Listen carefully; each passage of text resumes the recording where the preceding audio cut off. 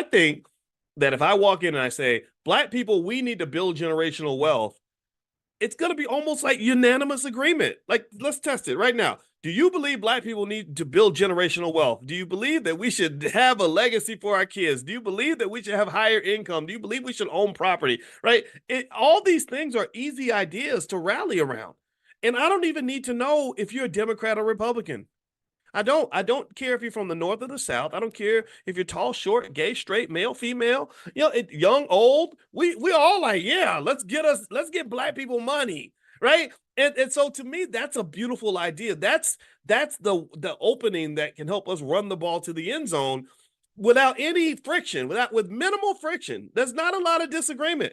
So I was at InvestFest and I thought it was so great. I was watching this guy, the master investor. That's what his name is. I don't know his actual name now. I can't remember his name.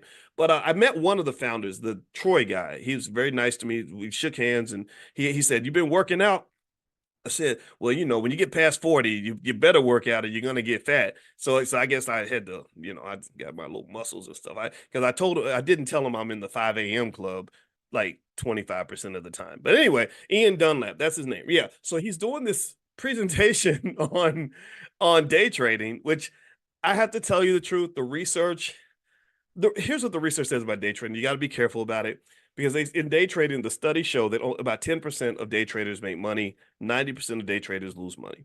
Right. So this is one of the reasons why I don't do a lot of that. I don't, the candlesticks I know all that. We saw that in grad school. And when I was in my PhD program, they pretty much told us like, don't endorse that. That is not, but it doesn't mean that it's fine. It's fine, but it's not easy and simple, right? Like, for example, when I mentioned like the $5 a day plan and I say, just buy some S&P 500 stocks and do it consistently and your wealth is definitely going to grow. This has been proven to consistently work for anybody who does that basic thing, right? Whereas day trading is a little more complex. It has ups and downs, but I understand why people want to participate in it. So it's not in any shade toward those who like day trading. I personally just don't really get into it that much because it's, you know, because of that, right? But what I was impressed by was I just saw him doing this presentation, and it was right before D1 was about to speak, and I was like, wow, this is so great to just see all these like young people, thousands of them, sitting in this room and taking notes, like intensely paying attention to this conversation about stocks in the stock market. Because I've mentioned to you all, I think you can keep it to make it as simple as possible. Here's what you got to understand about the stock market. The biggest mistake you can make in the stock market is to not participate at all. That's the biggest mistake you can make. So what you got to understand is that the first step to being a millionaire or being wealthy is acting like wealthy people, doing what wealthy people do. Most wealthy people are in the stock market. So if you think you're going to be wealthy and not touch the stock market, well then that's like saying I'm going to drive across I'm going to get across Cincinnati in 5 minutes but I don't have a car.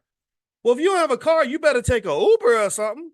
If you think that's going to happen on foot, that just physically does not work.